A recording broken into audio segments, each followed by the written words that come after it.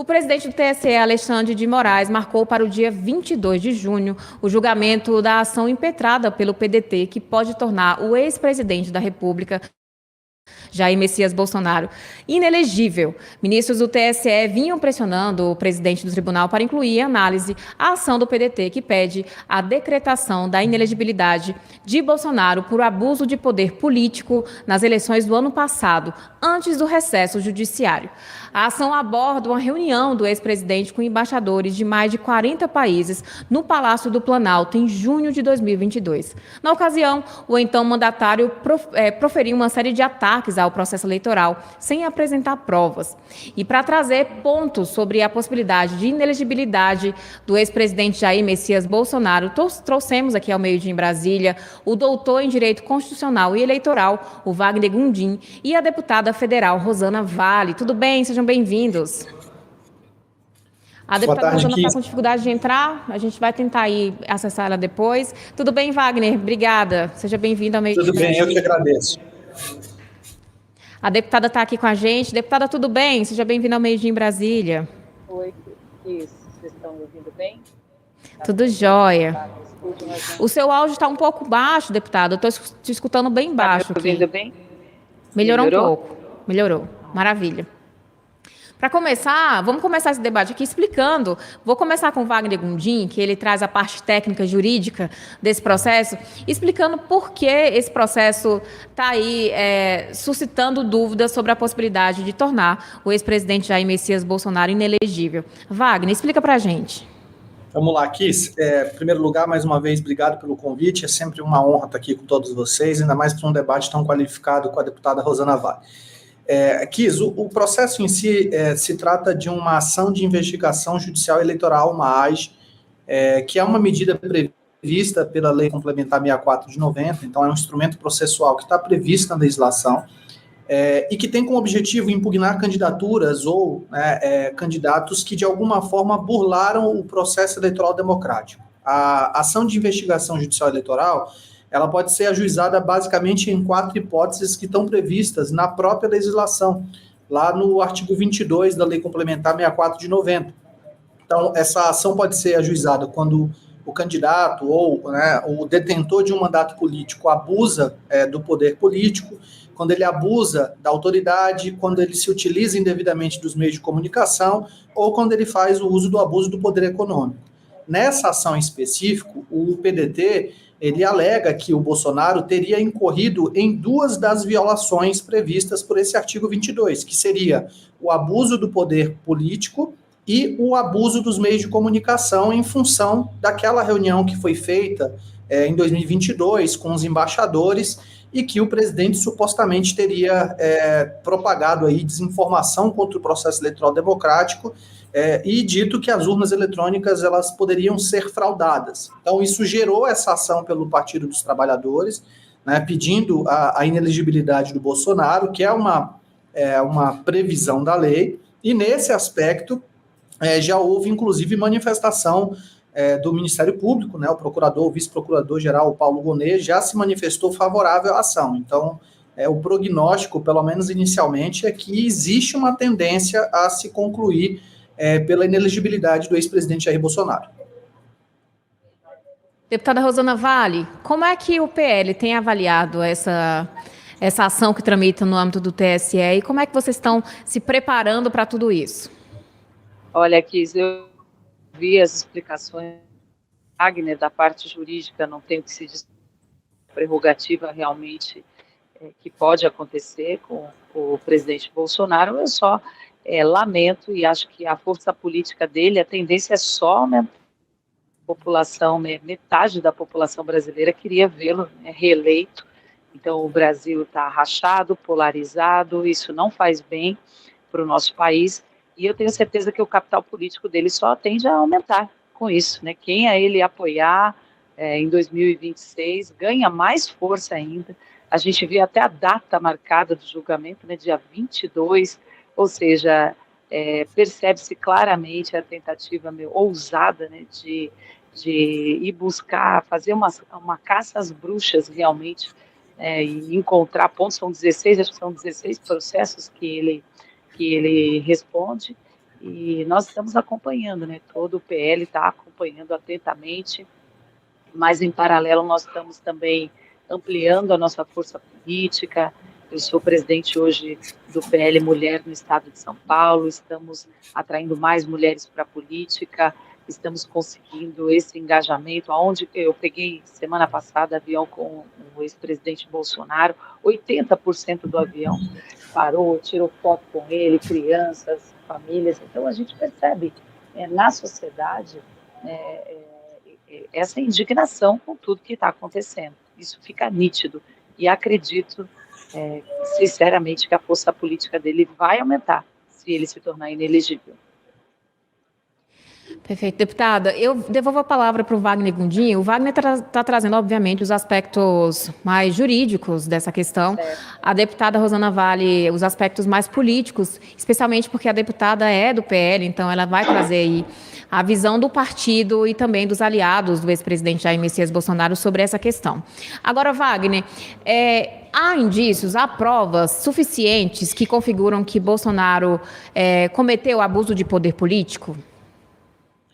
Olha, Kis, assim, o processo, inclusive, ele passou por uma série de provimentos e de pedidos, tanto pelo Ministério Público quanto pelo PDT, e, assim, pela perspectiva que a gente tem de outros julgamentos, né, me parece que o abuso, e falando especificamente a partir do caso concreto, tá, me parece que houve o abuso enquadrável nos termos da lei por dois fatores específicos. O primeiro, que é a utilização da estrutura do espaço da Alvorada, que é uma estrutura pública, é uma estrutura do governo federal, para poder se praticar esses atos de desinformação. Na verdade, inclusive a própria defesa do presidente, né, no processo, não nega que houve, no momento, né, da discussão e da reunião, eles não negam que houve as alegações de que realmente as urnas elas poderiam ser fraudadas de alguma forma. Então, quando ele não nega o fato que está sendo atribuído e que configuraria o abuso do poder político, né, o uso da estrutura da presidência da República para fazer uma espécie de divulgação de campanha antecipada, porque é essa alegação que foi trazida pelo PDT, né, já configuraria o abuso do poder político. Porque, veja, qual é a grande questão dessa possibilidade de você configurar abuso do poder político? As eleições elas precisam ser marcadas por uma noção de competição política igualitária. Então, eu não posso, detentor de um cargo político, presidente da República, me valer da estrutura da presidência da República, por exemplo, para sair na frente de outros candidatos. Então, esses instrumentos legais e constitucionais que são previstos, eles têm como objetivo coibir esse tipo de prática. E um segundo ponto, que também é apontado na ação, e que foi trazido mais à frente também, é essa questão do abuso dos meios de comunicação para fins de desinformação. A gente teve um caso que foi julgado pelo TSE muito recentemente, né, em 2022, que foi o caso do deputado Eduardo Francischini, que ele foi cassado por supostamente ter divulgado fake news um dia antes das eleições. E aí o Tribunal Superior Eleitoral, por maioria de votos, entendeu que aquilo configuraria abuso dos meios de comunicação. Então, pelos indícios e pelos casos que já foram julgados pelo Tribunal Superior Eleitoral, me parece que as chances do ex-presidente se tornar inelegível pelos fatos e pelos elementos que foram colhidos durante o processo, me parece que são bastante consideráveis. Embora, é óbvio, né, a gente saiba que isso acaba trazendo impactos políticos que podem ser, por um lado, negativos, mas também são positivos, como a deputada Rosana acrescentou. Né? A gente tem um exemplo do presidente Lula, né, que saiu do pleito em 2018 por conta da inelegibilidade e voltou em 2022 com muito mais força. Né? Então, os efeitos jurídicos eles não são necessariamente os efeitos políticos. Então, é óbvio que politicamente isso pode trazer mais força também para o candidato Jair Bolsonaro. Agora, aqui, o que é importante a gente considerar também é que... Se a senhora puder falar mais próximo ao microfone, para a gente ouvir melhor. Pronto. Está me ouvindo? Então, o que é importante Perfeito. considerar é que nós percebemos claramente a utilização de interpretações de acordo com a conveniência, muitas vezes, né, da própria justiça. Por exemplo, 2 pesos e 2 medidas. O sumiço, por exemplo, das inserções durante a campanha eleitoral, da propaganda eleitoral do presidente Bolsonaro, foi investigado, foi devolvido esse tempo que ele perdeu em propaganda e que houve a denúncia, e uma série de outras denúncias que foram feitas no período, elas foram adiante, essas investigações. Então, esse é o questionamento, né? Que se há um rigor, né, na apuração, quando se trata de denúncias ou articulações envolvendo o ex-presidente Bolsonaro, e não há o mesmo rigor com o outro lado. Fake news foram tiradas, eu lembro de uma propaganda que foi tirada do ar, onde aparecia o presidente Lula apertando a mão do ditador Nicolás Maduro, por se tratar de uma fake news. Aí a gente viu esse episódio se repetir aí, e vimos que não é fake news, foi recebido com pompas um dia antes, né, da chegada dos presidentes da América do Sul, ou seja, percebe-se a perseguição, isso que incomoda, não incomoda a mim, mas incomoda toda uma sociedade que acompanhou esse processo. Deputada, antes de eu voltar para o Wagner para comentar também essa questão, ontem o presidente do PL, Valdemar da Costa Neto, comentou, considerou um crime caso o TSE julgue o Bolsonaro inelegível. Esse tem sido o consenso dentro do partido em relação a essa possibilidade de inelegibilidade? Sim, tem sido sim. A gente vê um momento político bem difícil, onde pessoas condenadas em todas as instâncias foram as condenações anuladas, uma inversão de valores, onde a gente vê tudo isso acontecer por um lado, né, e por outro lado esse rigor em caçar as bruxas, que eu considero isso realmente. E esse é o sentimento hoje. Nós estamos sofrendo um momento político de perseguição, a gente claramente percebe isso. Wagner, eu devolvo a palavra para ti com mais uma pergunta em relação à parte jurídica. A deputada Rosana Vale pontuou algumas coisas em relação a 2 pesos e 2 medidas no tratamento de algumas questões.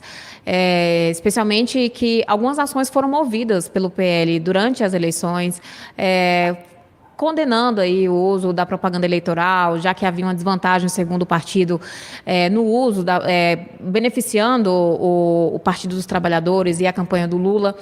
Você avalia que há, de fato, esse tratamento diferenciado quando diz respeito a um partido em detrimento a outro? Olha, Kis, assim, é óbvio que a gente viu, como a deputada Rosana apontou, um cenário de polarização que, infelizmente, acaba prejudicando demais, né, a própria discussão política como um todo. Então, acho que primeiro a gente precisa acabar com essa polarização para a gente conseguir discutir, e para conseguir discutir isso, a gente tem que analisar caso a caso.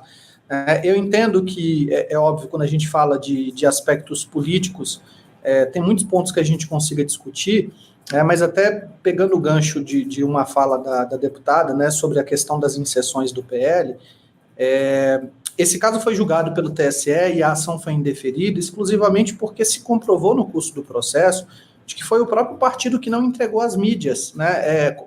Como é que funciona na prática na legislação eleitoral? Não é o Tribunal Superior Eleitoral que fica responsável por lançar as mídias e as propagandas. Quem fica responsável por isso é o pool de emissoras. E o pool de emissoras que fica responsável por isso depende da entrega dos documentos tempestivamente. Então, isso, inclusive, também foi uma questão que foi discutida com bastante ênfase na época, porque é óbvio que se tivesse sido comprovado no curso do processo, pelo menos acredito eu, tendo aí uma visão mais otimista da imparcialidade do judiciário, que é algo que juridicamente a gente espera, eu acredito que se no curso do processo tivesse sido comprovado de fato essa preterição, esse problema jurídico, a decisão do TSE teria sido dada num sentido diferente. E, pelo menos até onde eu tenho visto, né, eu não consigo ver, óbvio, analisando juridicamente, essa distribuição de 2 pesos e 2 medidas. Um exemplo muito claro é quando a gente teve em 2018 o julgamento do ex-presidente, né, e agora presidente Lula.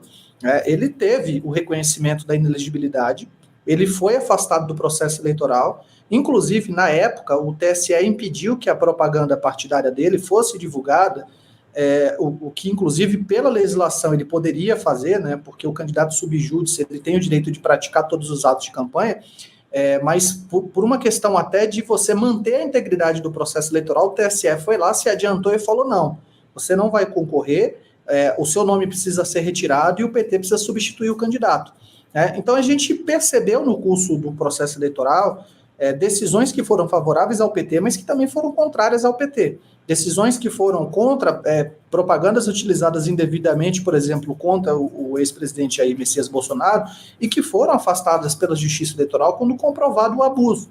Né? Então, é óbvio que a gente sempre tem que olhar com cautela cada um dos casos analisados para verificar o fundamento jurídico da decisão, mas eu, pelo menos, tendo a acreditar até agora, aí, julgando, né, os casos concretos e analisando juridicamente, que o TSE tem agido de forma regular e dentro daquilo que já vem julgando há muitos anos. Então, não me parece ser uma questão ocasional ou de interesses políticos.